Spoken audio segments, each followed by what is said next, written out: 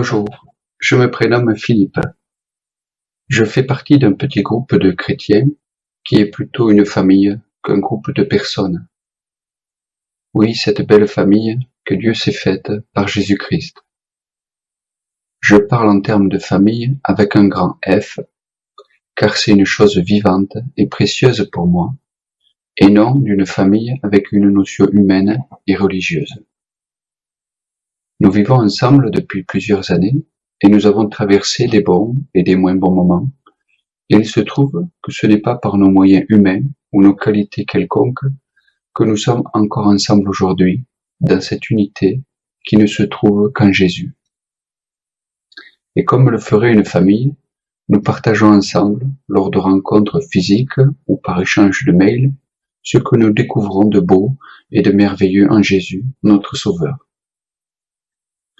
C'est avec cet état d'esprit, étant dans la paix et dans la joie, qui découle du message que Dieu a donné depuis le commencement pour tous les hommes, que nous désirons que d'autres puissent aussi connaître Dieu et sa justice, afin de pouvoir être en paix avec Dieu. Je vais maintenant vous partager un petit peu de mon vécu et comment Dieu s'est fait connaître dans ma vie. Si par un moyen quelconque, cela pouvait redonner espoir à quelqu'un de savoir que cette vie auquel il aspire au plus profond de son être existe bien et qu'il n'est pas seul. Comment Dieu s'est fait connaître dans ma vie? J'ai grandi dans une famille dans laquelle depuis petit j'ai entendu parler de la personne de Dieu. Mes parents, ainsi que plusieurs chrétiens, étant sortis des églises bâtiments, car ne trouvant plus le message ni l'enseignement de Jésus, ont continué de se rencontrer dans leur maison. Comme mes parents avaient un grand mas à la campagne, beaucoup de rencontres ont pu se faire chez nous. Il y avait beaucoup de place pour recevoir, et pour nous les enfants, on avait de grands espaces pour jouer. Nous étions plusieurs jeunes enfants de plusieurs familles, et pour nous ces moments de rencontre étaient des moments de joie et de bonheur. On était heureux, on était au bénéfice de la vie que vivaient nos parents, on respirait la paix. La paix, car il n'y avait aucune obligation, aucun rite, pas de personne supérieure aux autres, et ce qui m'étonnait le plus, c'était que même nous, les enfants, on était rendus participants aux échanges. Ce qui, dans le cœur d'un enfant, produit un grand sentiment de gratitude, de voir la considération envers sa petite personne. De voir que Dieu n'a aucun frein ou limite pour parler au cœur des plus petits. Ce sont des moments qui marquent profondément un être, et sans le savoir, dans ce moment-là, je découvrais ce qu'était la bonté de l'Éternel, ainsi que sa sagesse. J'ai grandi dans cet environnement, et lors des repas, alors que nous mangions tous ensemble, j'entendais et j'aimais ce qui se disait concernant Jésus.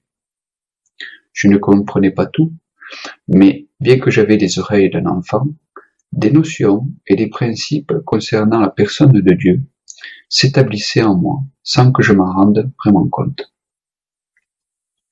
Les années passaient et je grandissais, faisant aussi ma vie dans ce monde avec mes expériences et mes bêtises. Puis, un jour, alors que nous allons nous marier avec ma future épouse, nous avons reçu un coup de téléphone de Jean.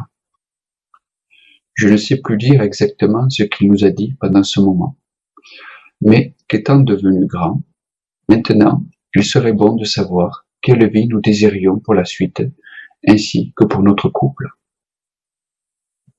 Je sais que la chose ne m'a pas été présentée comme cela se fait malheureusement beaucoup, en disant que d'un côté il y a la vie avec Dieu, et de l'autre la vie de ce monde avec, pour fin, l'enfer.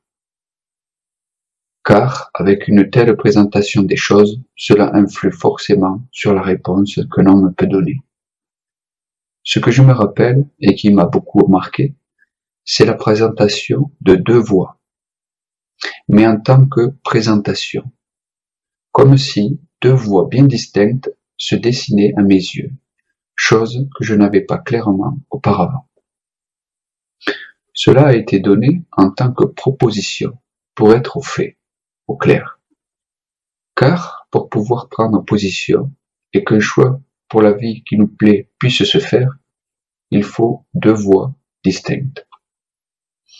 Dans ce moment-là, c'était comme un moment à part, un moment où tout s'arrête.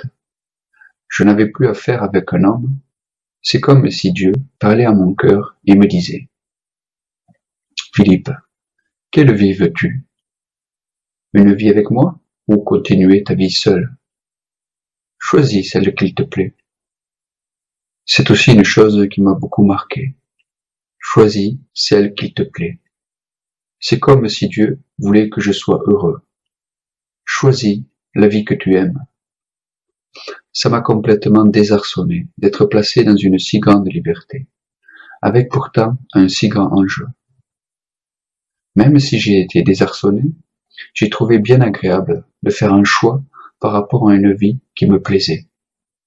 C'est agréable de faire un choix dans ce rapport des choses, que l'on aime ou pas, car c'est simple, et on est à l'aise dans ce cas. Cela me fait penser à la parabole de Jésus concernant la présentation du royaume des cieux, dans Matthieu 13. Le royaume des cieux est encore semblable à un filet jeté dans la mer et ramassant des poissons de toute espèce. Quand il est rempli, les pêcheurs le tirent et après s'être assis sur le rivage, ils mettent dans des vases ce qui est bon et ils jettent ce qui est mauvais. Ce sont donc les pêcheurs qui ont jugé des poissons qui étaient bons et de ceux qui étaient mauvais. Ainsi pour ma vie, j'ai donc choisi la vie que j'aimais, celle en présence de mon Dieu. Ce Dieu que je connaissais intimement, mais que j'ai appris à découvrir et découvre peu à peu chaque jour par Jésus, au travers de sa parole dans les Écritures.